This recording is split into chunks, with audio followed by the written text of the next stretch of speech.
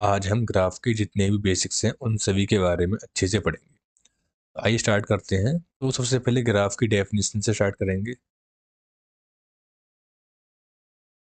Graph क्या है?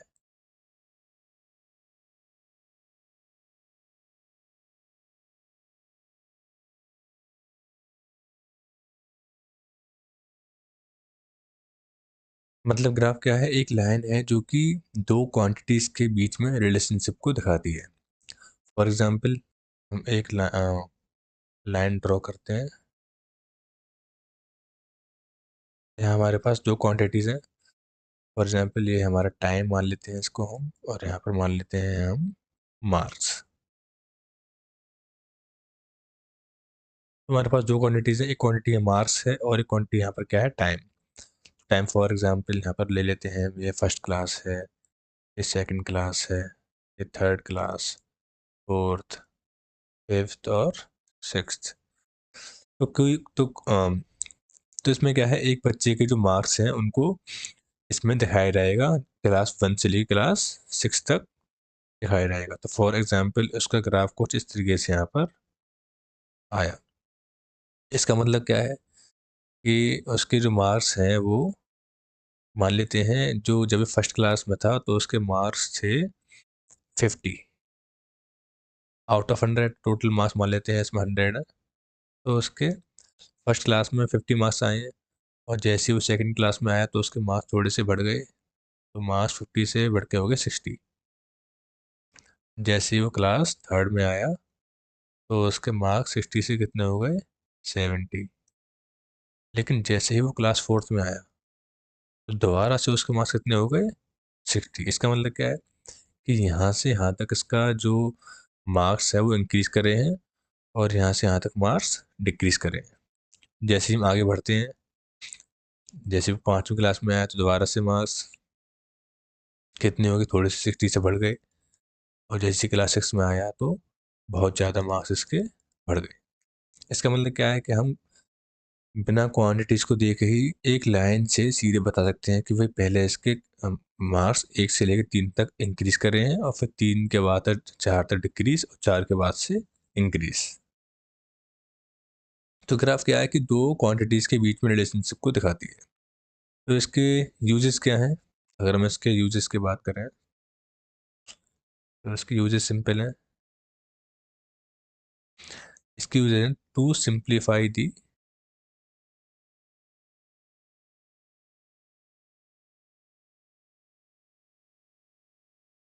Data, to simplify the analysis of data.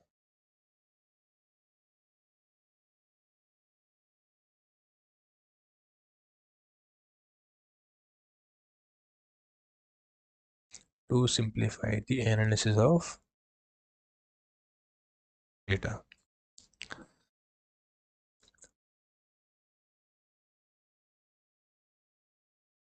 आइए बात करते हैं इसमें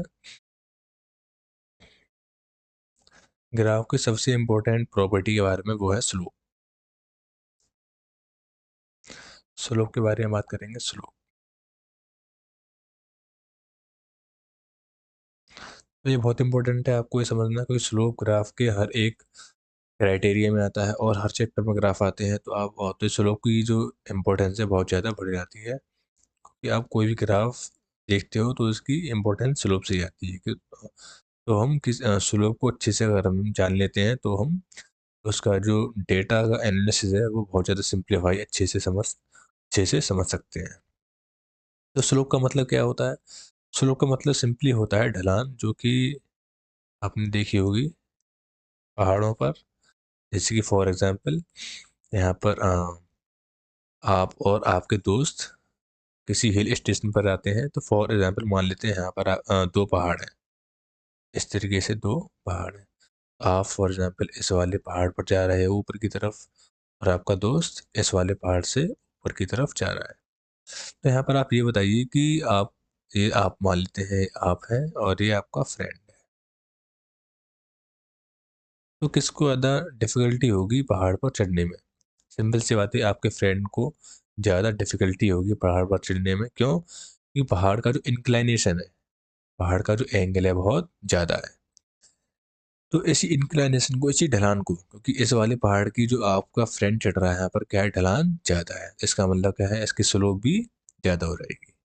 और जिस पर पहाड़ पर आप जा रहे हो इसका स्लोप क्या हो रहेगा, कम। तो फॉर एग्जाम्पल इसको 1 और 2 ले लेते हैं, तो हम क्या बोलेंगे, slope of 2 is greater than slope of 1। तो स्लोप को सिंपली हम स्मॉल एम से दिखाते हैं, स्मॉल एम।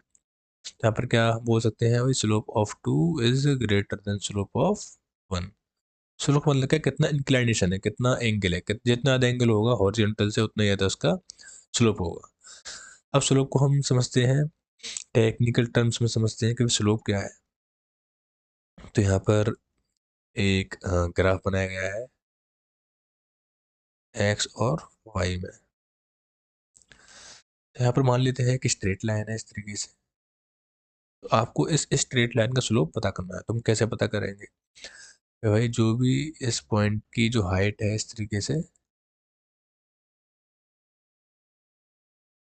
मान लेते हैं, इस पॉइंट की हाइट है यहाँ पर h, और इसका जो बेस है, यहाँ पर क्या बना है, राइट एंगल ट्रायंगल बना है।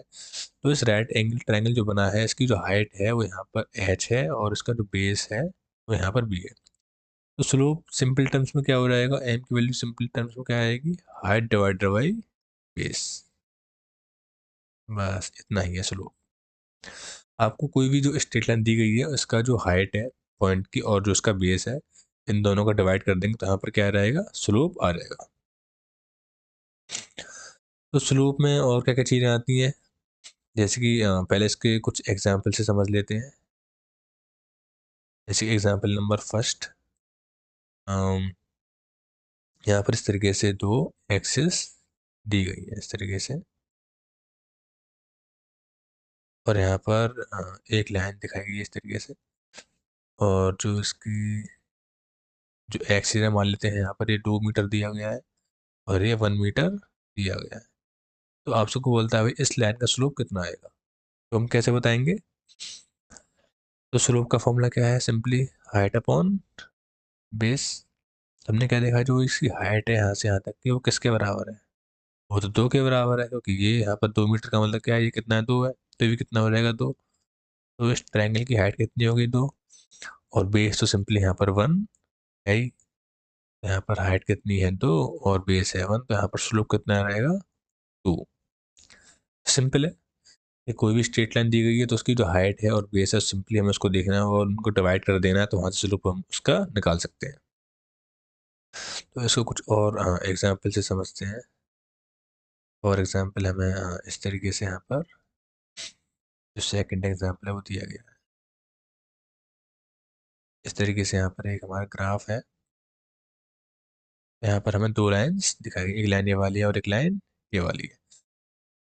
Let's say this line is equal to 1 and this line is 2। आपको बताना है इन दोनों लाइन्स में से किसका स्लोप सबसे ज़्यादा है। तो सिंपल सी बात है भाई, देखो इस लाइन की जो ढलान है, जो सेकंड लाइन है, इसका जो ढलान क्या है, ज़्यादा है हॉरिजॉन्टल से, देखिए, और इसकी ढलान क्या है, थोड़ी सी कम है। तो सिंपल सी बात है भाई, slope of line 2 is greater than slope of line 1। तो सिंपली यहाँ से हम बता सकते हैं कि भाई slope of line 2 is greater than slope of line 1। अब ये जानते हैं इसके कुछ प्रॉपर्टीज़ के बारे में कि भाई जो स्लोप है इसकी क्या प्रॉपर्टीज़ है। प्रॉपर्टीज़ के बारे में जानते हैं इसमें।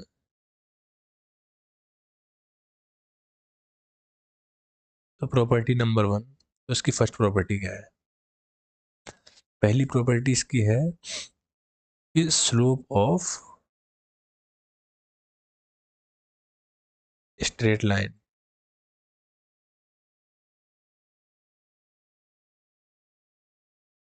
Is constant.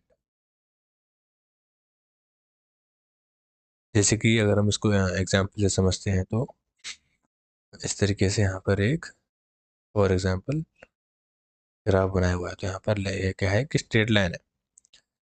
तो यहाँ पर ये बोला गया है कि जो स्ट्रेट लाइन है इसका स्लोप क्या है, कांस्टेंट है।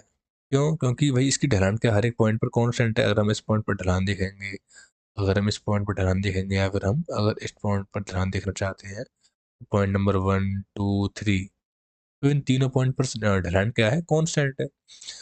तो कांस्टेंट कब नहीं होगी, फॉर एग्जांपल अगर आपसे ऐसा बोला गया कि भाई यहाँ पर इस तरीके से ग्राफ ये दिया गया, अब इसके 2 पॉइंट के बारे में बात करते हैं। तो देखिए जैसे ही आप आगे बढ़ोगे इसमें ऊपर की तरफ, तो यहाँ पर ढलान थोड़ी सी बढ़ जाएगी, यहाँ ढलान थोड़ी सी कम है इस वाले एरिया में, और इस वाले एरिया में ढलान क्या है, ज़्यादा है।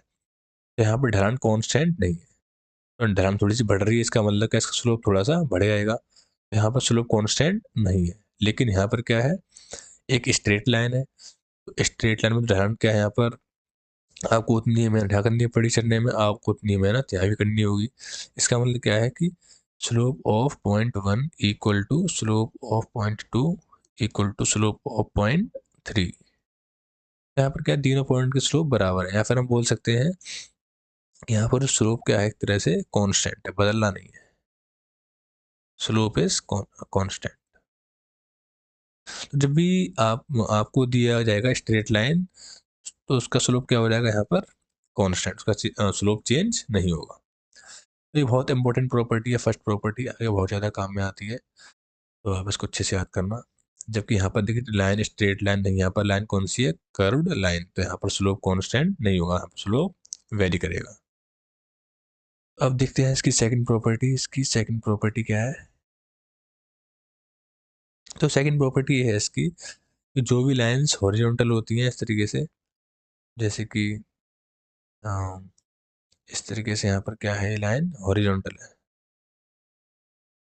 ये 2 एक्सिस होगी, यहाँ पर एक हॉरिजॉन्टल लाइन बनाई गई है। ये कौन सी लाइन है, ये लाइन है हॉरिजॉन्टल।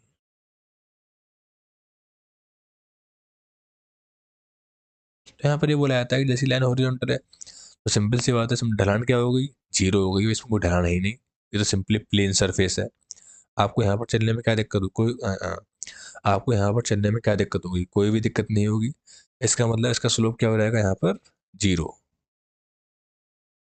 तो जितनी भी हॉरिजॉन्टल लाइंस होती हैं उन सभी का स्लोप क्या हो जाता है, 0 ही हो जाएगा। फॉर एग्जाम्पल ये वर्ल्ड लाइन है इस तरीके से, या फिर अगर हम इस वर्ल्ड लाइन के बारे में बात करें, या फिर इसके नीचे फ्रंट, ये सभी लाइंस क्या है, यहाँ पर हॉरिजॉन्टल लाइंस हैं, तो इन सभी का स्लोप क्या हो जाएगा, यहाँ पर 0 हो जाएगा। तो इसकी थर्ड प्रॉपर्टी क्या है, तो वो है कि अगर हमारी लाइन मान लीजिए क्या हो रहा है, वर्टिकल हो रहा है इस तरीके से, लाइन क्या हो गई यहाँ पर, वर्टिकल हो गई इस तरीके से, क्या है लाइन यहाँ पर वर्टिकल है। ये सभी लाइंस क्या है, यहाँ पर वर्टिकल है, वर्टिकल है तो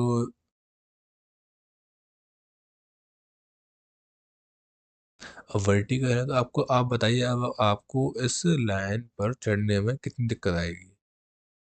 कुछ बहुत ज़्यादा दिक्कत आ जाएगी भाई, इसमें तो कोई स्लोप ही नहीं है, ढलान ही नहीं है। मान लो इस तरह दीवार है, आपको दीवार पर चढ़ना है, तो कितना टफ है, तो ये टफ है इनफाइनाइटली, इसका स्लोप कितना होता है, इनफाइनाइट। आपको ध्यान रखना है, अगर कोई आपके पास वर्टिकल लाइन है तो उसका स्लोप कितना आ जाएगा, इनफाइनाइट आ जाएगा। तो हॉरिजॉन्टल लाइन का स्लोप क्या होता है, 0 हो जाता है, और वर्टिकल लाइन का स्लोप क्या हो जाता है, इनफाइनाइट हो जाता है। तो आइए अब इसमें नेक्स्ट देखते हैं। जो थर्ड प्रॉपर्टी है, जो सॉरी फोर्थ प्रॉपर्टी है, वो क्या है, वो ये है कि पैरेलल लाइंस, पैरेलल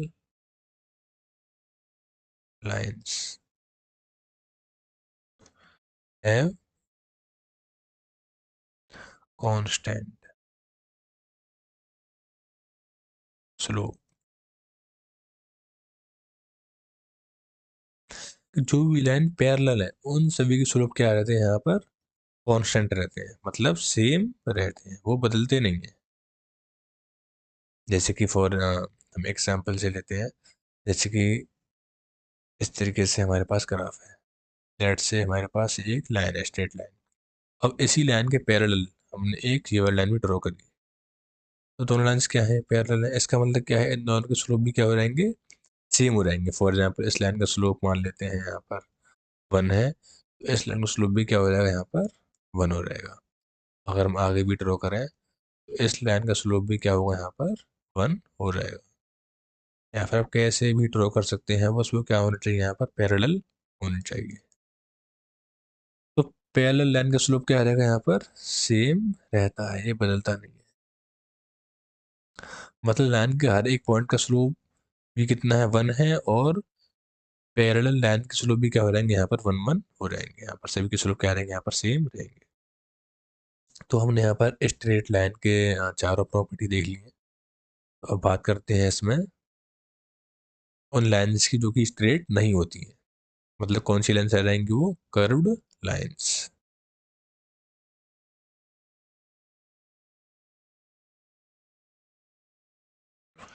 तो कर्व्ड लाइन्स को देखेंगे, तो देखिए कर्व्ड लाइन्स में क्या है। यहाँ पर हमारे पास एक ग्राफ बना हुआ है, और इसमें जो लाइन है वो स्ट्रेट नहीं है, वो इस तरीके से है। तो अब इस लाइन का स्लोप क्या हो रहा है, इसमें क्या चीज़ है, मतलब तो देखिए, तो जैसे ही आप यहाँ पर चढ़ोगे तो यहाँ पर तो आपको कोई दिक्कत नहीं आएगी, यहाँ पर तो इसका मतलब यहाँ पर स्लोप बहुत ज़्यादा क्या है, कम है। और जैसे ही आप आगे बढ़ोगे, आगे बढ़ते जाओगे, तो यहाँ पर जो स्लोप है बहुत ज़्यादा बढ़ता जाएगा। यहाँ हमारा आप चढ़ रहे हो तो उसकी ढलान बहुत ज़्यादा बढ़ती जाएगी। तो हम सिंपली देख के बता सकते हैं कि भाई जो उसका स्लोप है वो क्या कर रहा है, यहाँ पर इंक्रीज करता जा रहा है। फॉर एग्जाम्पल हमारे पास 2 पॉइंट है, पॉइंट 1 और पॉइंट 2। तुम क्या बोलेंगे, point 2 is greater than point 1। भाई 2 का स्लोप 1 से ज़्यादा है, इसमें तो कोई प्रॉब्लम नहीं है। फॉर एग्जाम्पल अगर हमसे बोला जाता है कि भाई आपके पास जो ग्राफ है वो कुछ इस तरीके से है। अब इसका मतलब क्या है कि भाई यहाँ पर तो ढलान बहुत ज़्यादा है। फॉर एग्जाम्पल आप यहाँ पर चढ़ रहे हो तो आपको तो बहुत दिक्कत आएगी चढ़ने में यहाँ पर। इसका मतलब क्या है भाई, इस एरिया में ढलान बहुत ज़्यादा है। लेकिन जैसे ही आप आगे चढ़ते जाओगे तो यहाँ पर ढलान बहुत ज़्यादा कम होती जाएगी। यहाँ पर लाइन क्या होगी, एक तरह से हॉरिजॉन्टल हो गई। इसका मतलब यहाँ पर ढलान बहुत ज़्यादा क्या हो जाएगी, कम हो जाएगी। यहाँ पर ढलान बहुत ज़्यादा है, यहाँ पर ढलान बहुत कम है। यहाँ पर क्या बोलेंगे, यहाँ पर ढलान क्या कर रही है, जो स्लोप क्या कर रहा है, यहाँ पर डिक्रीज कर रहा है। Slope is decreasing. Let's say we have 2 points here, point 1 and point 2। then the point 2 is less than slope of point 1। तो पॉइंट 2 का स्लोप क्या है, यहाँ पर कम है पॉइंट 1 के कंपेरेटिवली। यहाँ पर चीज़ें क्लियर है। भाई अगर लाइन इस तरीके से है तो यहाँ पर स्लोप इंक्रीज होगा, और यहाँ पर लाइन इस तरीके से है तो स्लोप डिक्रीज होगा। I hope these concepts will be clear for you. तो उसमें कुछ अलग चीज़ों के बारे में बात करते हैं। तो जैसे कि अगर हम इसमें कुछ नोट बात करें, इसमें नोट, तो हम सिंपली ये बोल सकते हैं कि अगर लाइन जितनी ज़्यादा वर्टिकल है, मोर वर्टिकल